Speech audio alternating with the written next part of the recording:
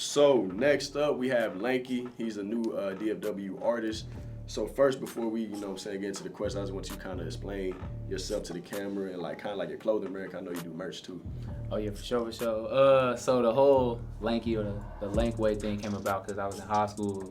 More so, it go back to when I was younger, bro. Like middle school, people was low key just tease me about just being lanky, bro. Like I had long legs, short little torso, but my arms long, bro.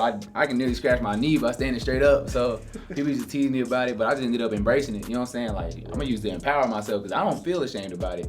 I mean, y'all clearly it's something you notice about me, so why would I be ashamed of that or shy of that if it's something that people are drawing attention to me? So I just embraced it and turned it into something else. And then as far as with the merchandise that came about, had one of my partners, he let me know he had something going and the dude was looking for artists, you know what I'm saying, like to help build his brand. And then from there, he was looking to expand with more and more artists. And we're all about community service. We want to give back to the community. Community outreach is big for us.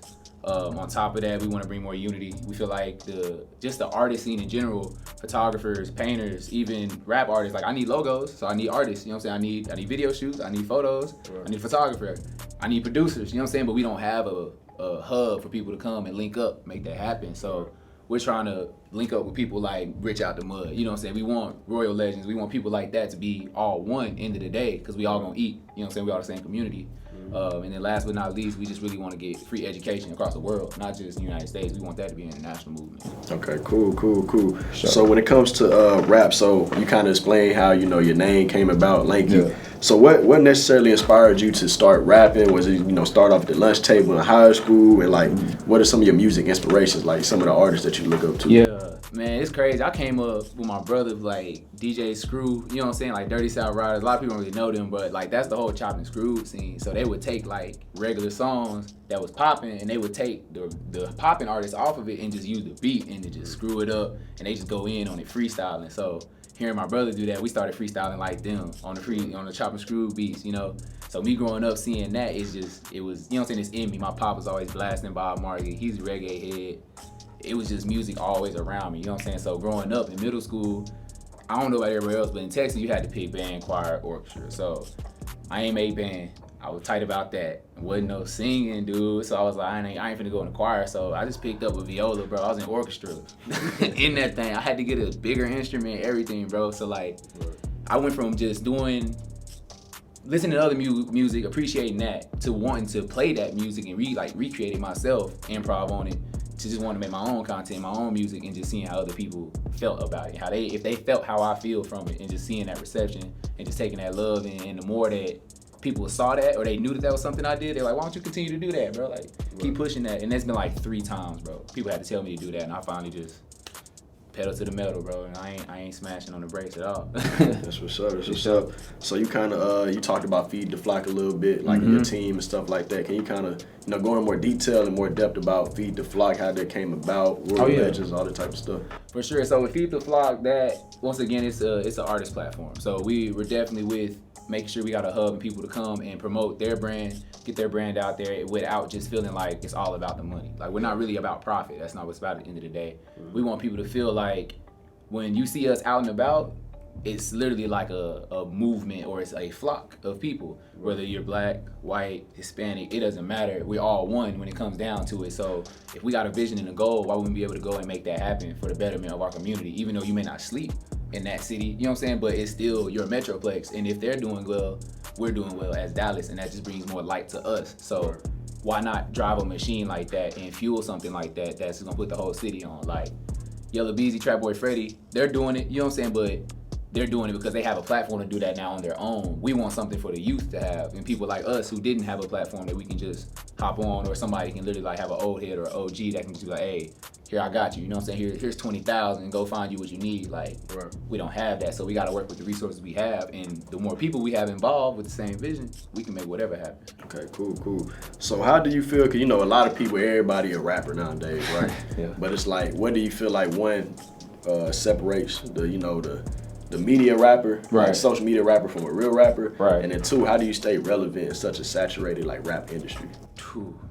Man, as far as like the social media rappers, the people that post a lot of content, but when you're looking and you're really just trying to see what are they actually doing, like the progress, like you can literally look at an Instagram page and tell if they're progressing and what they're doing, or if they're making those strides. So like, it's really levels to it, bro. You got to get out there. You got to get in the mix and do things you normally wouldn't do because of your old self. You have to let go of whatever was holding you back, because that's what's holding you back. But so you're not gonna see. What are some things that you do to kind of like, you know, put yourself out there? Like me? Mic nights. Yeah, rip the mics. You gotta go free performances for one. You're not gonna get paid for a lot of the stuff you do to get out there. But once you get out there and people feel you're valuable, want that worth, then that's when they start inviting you to come in places. They want to see you, get more involved. They want you to be a part of their events. Because once again, if you're working, it's not gonna go unnoticed. Somebody's gonna reach out to you. So with me, like I said, rip the mics.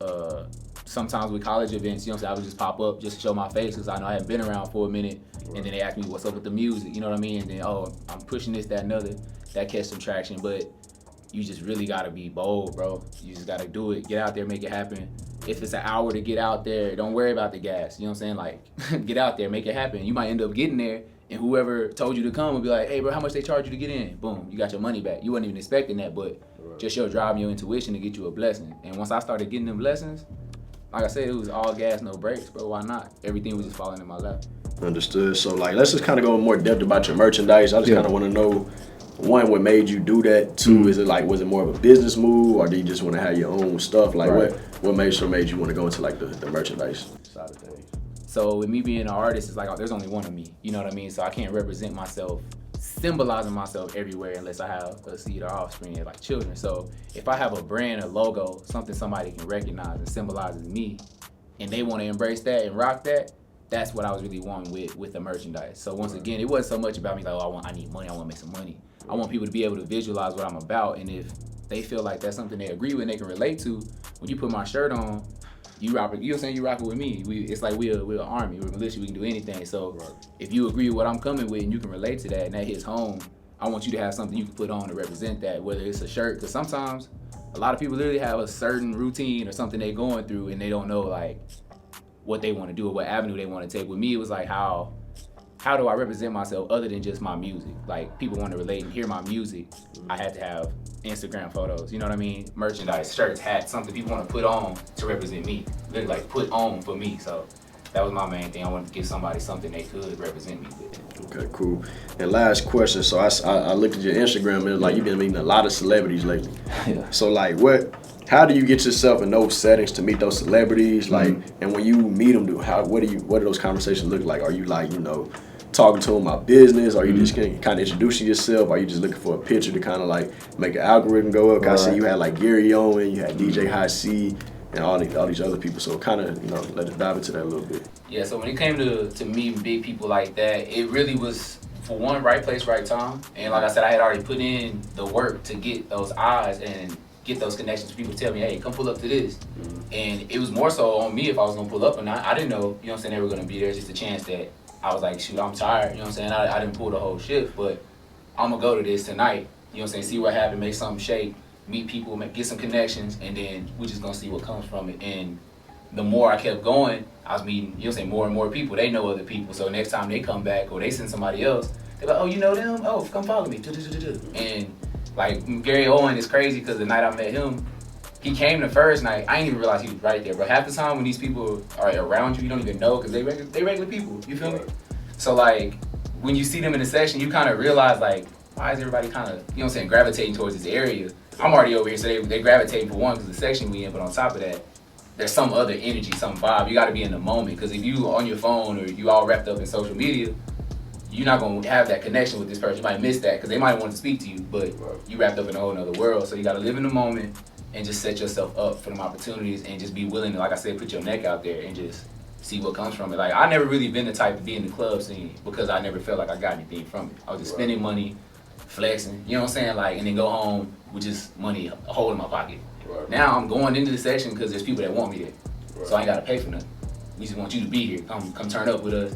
I'm meeting people because of that, and you put me in a position to be successful. So meeting these people, like Caleb says, an algorithm with Instagram. When you put that @ name on there, bro, their followers get included. Not all of them, but a percentage of their followers get included. And if they post you, that does like wonders for it, bro. So you just start getting likes, followers, people that's just viewing your page even helps. And then once that happens, literally, if you make one good post and it does better than your other ones, they will give you free credit to go and promote your stuff. And that's what's getting posted. You'll scroll and see more sponsored Instagram posts than your own friends if you really pay attention to it. Right. So that was just the big thing for me, is making sure I put myself in those positions to meet those people, because they're real busy. You ain't got a lot of time to chop it up with them. They, right. Hey, nice to meet you. Oh, thank you. What you do? I do this. Oh, okay. I know what you do, so appreciate that. Give them their props and hope you can get a photo in. Shoot, you might not, but at least you might get a tag or something to follow to where they'll connect with you in the future. Cool. Whatever. All the questions I had. So if you want to look at the camera, shout yourself out real quick. Oh yeah. Twitter, you can follow me at the Lankway, LankwayY. Instagram, Lankway, 3 Y's on the end, but there's no space between that. I'm not really on Facebook like that, but y'all tap in. There's definitely more content on the way. My boy Rich out the Mud Productions. Get it.